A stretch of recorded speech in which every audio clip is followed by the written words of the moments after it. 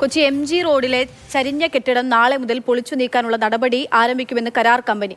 പൊളിച്ചു നീക്കുന്നതിന്റെ ചെലവ് പൂർണ്ണമായും കെട്ടിടം ഉടമയിൽ നിന്ന് ഈടാക്കുമെന്നും തുക നൽകിയില്ലെങ്കിൽ സ്ഥലത്ത് നിർമ്മാണമോ വിൽപ്പനയോ അനുവദിക്കില്ല എന്നും കോർപ്പറേഷൻ വ്യക്തമാക്കി.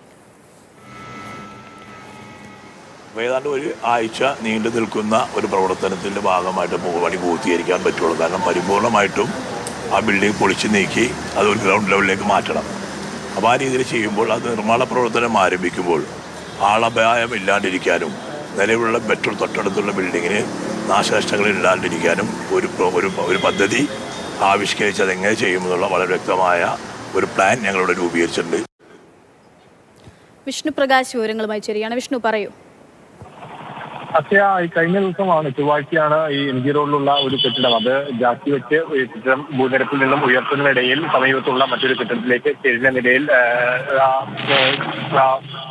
ജോലികൾ നീണ്ടത്. ഏതായാലും അതിനുശേഷം ഈ കെട്ടിടം അത് അവിടെ നിന്ന് പൊളിച്ചു നീക്കണമെന്ന ഒരു ആവശ്യവുമായി കോർപ്പറേഷൻ അടക്കം അതിൽ ആവശ്യം ഉന്നയിച്ചിരുന്നു. ഇതിന് പിന്നാലെ ഈ കെട്ടിടത്തിന്റെ ഉടമയോട് സംസാരിക്കുകയും പിന്നീട് ഉടമ തന്നെയാണ് നിലവിൽ ഈ ഒരു കെട്ടിടം പൊളിച്ചു നീക്കാൻ വേണ്ട ചെന്നൈയിലുള്ള ഈ മേഖലയിൽ, അതായത് 4 നിലയോളം വരുന്ന കെട്ടിടങ്ങൾ ചെന്നൈയിലടക്കം നീക്കം ചെയ്തിട്ടുള്ള ഒരു കമ്പനിയെ നിർദ്ദേശിക്കുന്നത്. തുടർന്ന് ഇന്ന് കമ്പനി അധികൃതർ അവിടെ സ്ഥലത്തെത്തുകയും ആ കെട്ടിടം പരിശോധിക്കുകയും ചെയ്തു. മാത്രമല്ല കൊച്ചി കോർപ്പറേഷൻ അവർ എത്തി എങ്ങനെയാണ് ഈ കെട്ടിടം പൊളിച്ചു നീക്കുക, മറ്റുള്ള കെട്ടിടങ്ങൾക്ക് മറ്റുള്ള ആപത്ത് ഒന്നും വരാത്ത രീതിയിൽ, ആളുകൾക്ക് ആർക്കും ഒരു നാശനഷ്ടവും വരാത്ത രീതിയിൽ സേഫായി അത് എങ്ങനെ പൊളിച്ചു നീക്കാം എന്നുള്ളൊരു വിശദമായിട്ടുള്ള പ്ലാൻ ഇന്നിപ്പോൾ കോർപ്പറേഷനിലെത്തി പൊതുമരാമത്ത് സ്റ്റാൻഡിംഗ് കമ്മിറ്റിയെ അറിയിക്കുകയും ചെയ്തു. ഇതിൽ പ്രകാരം നാളെ ഇതിന്റെ ജോലികൾ തുടങ്ങും. ഇന്ന് തന്നെ പ്രാരംഭ ജോലികൾ ആരംഭിക്കുന്നുണ്ട്, പക്ഷേ പൊളിച്ചു നീക്കാനുള്ള ജോലികൾ നാളെ ആരംഭിക്കും. ഏകദേശം ഒരു 7 മുതൽ 10 ദിവസത്തിനകം ഈ കെട്ടിടം പൂർണ്ണമായി പൊളിച്ചു നീക്കാം എന്നുള്ളതാണ് ഇപ്പോൾ ഈ കമ്പനി ഈ കോർപ്പറേഷനും അതുപോലെ തന്നെ ഉടമയും അറിയിച്ചിട്ടുള്ളത്.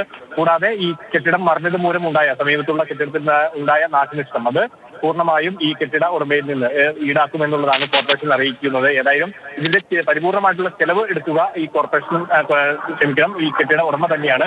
ഏതെങ്കിലും ഘട്ടത്തിൽ കോർപ്പറേഷൻ ഈ ചെലവ് എടുക്കേണ്ടി വന്നാൽ, അതായത് കെട്ടിട ഉടമ ഈ പണം നൽകാതെ വന്നു കഴിഞ്ഞാൽ അത് പിന്നീട് ആ ഭൂമിയിൽ മറ്റൊരു ജോലികൾക്കും ഇല്ലെങ്കിൽ മറ്റൊരു അനുമതിയും കോർപ്പറേഷന്റെ ഭാഗത്തുനിന്ന് ഉണ്ടാകില്ല എന്നും കോർപ്പറേഷൻ ഇപ്പോൾ അത് ഉറപ്പിച്ച് പറയുന്നുണ്ട്. ഏതായാലും സമീപത്തുള്ള കെട്ടിടങ്ങൾക്കുണ്ടായ നാശനഷ്ടത്തിന്റെ തുകയും ഈ കെട്ടിട ഉടമ തന്നെ വഹിക്കണം എന്നുള്ളതാണ്. മാത്രമല്ല ഇനിയിപ്പോൾ ഏതെങ്കിലും തരത്തിൽ ഇങ്ങനെ കെട്ടിടം ഈ കൊച്ചി പോലുള്ള നഗരത്തിൽ പണ്ട് ഉണ്ടായിരുന്ന കെട്ടിടങ്ങൾ, പഴക്കമുള്ള കെട്ടിടങ്ങളൊക്കെ ഇപ്പോഴും റോഡിൽ നിന്നുമൊക്കെ താണ നിലയിലാണ്. അപ്പോൾ അത് ഉയർത്തുന്നത് നിരവധിയായി നടക്കുന്നുണ്ട്. പക്ഷേ ഇനി ഏതെങ്കിലും തരത്തിലുള്ള ഇത്തരം ജോലികൾ നടത്തുകയാണെങ്കിൽ അതിന് കോർപ്പറേഷന്റെ വ്യക്തമായിട്ടുള്ള അനുമതി വേണമെന്നുള്ള ഒരു കാര്യവും ഇപ്പോൾ അറിയിക്കുന്നുണ്ട്. ഏതായാലും ഇന്നിപ്പോൾ ഈ ചെന്നൈ കേന്ദ്രീകരിച്ചുള്ള ഒരു കമ്പനി, ആ കമ്പനി അധികൃതർ ഇവിടെ എത്തുകയും തുടർന്ന് ഇതിന്റെ ഈ കെട്ടിടം പൊളിച്ചു മാറ്റാനുള്ള എല്ലാ പ്ലാനുകളും ഇന്നിപ്പോൾ കോർപ്പറേഷനെ ധരിപ്പിച്ചിട്ടുണ്ട്.